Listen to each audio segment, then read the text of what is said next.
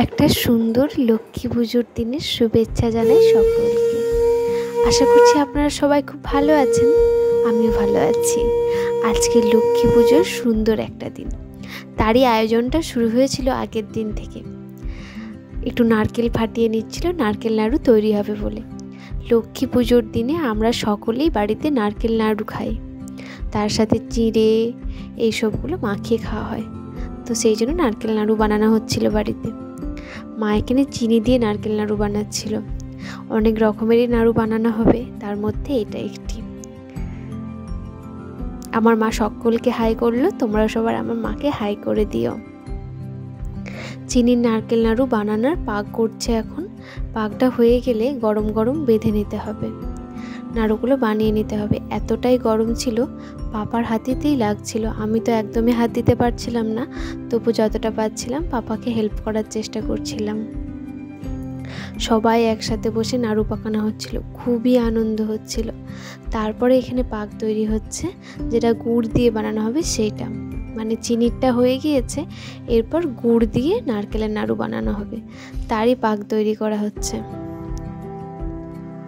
টুকিটাকি এই কাজগুলো করতে আমার খুব ভালো লাগে, সাথে সাথে মায়েরও একটু হেল্প হয়ে যায়।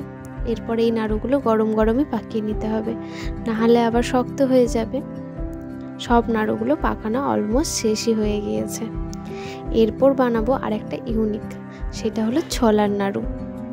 ছোলাটাকে অর্ধেকটা ক্রাশ করে নিয়েছি মিক্সারে জাস্ট একবার পালস মোডে চালিয়েছিলাম, তাতে এরকম হাফ ভাঙা হয়ে গিয়েছে ছোলাগুলো। এরপর এইগুলোকে গুড় দিয়ে লুটিয়ে নাড়ু বানানো হয়েছে। মা আর আমি এখানে পরের দিন রেডি হয়েছি লক্ষ্মী পুজো করার জন্য।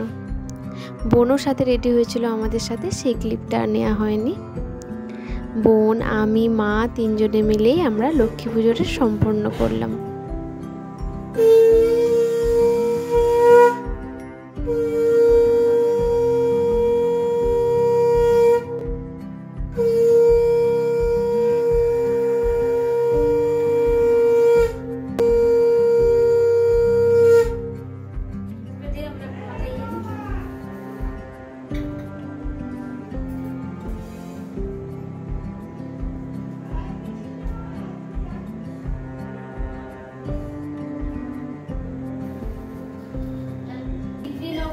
ছিল জাদুকর শ্রেষ্ঠ মহাজন, সুশান্ত সুশীল সুধীর গুণবান। পদ্মাবতী নামে ছিল তাহার ঘরণী, অতি পতিব্রতা সে সুধারা কামিনী। কিছুদিন পরে তাদের হইল এক নন্দন, পুত্রের বদন হেরি তাদের হরষিত মন। যদি পিতা ডাকি ভাগ্য গণনা করিল, জগৎ বলিয়া নাম তাহার রাখিল।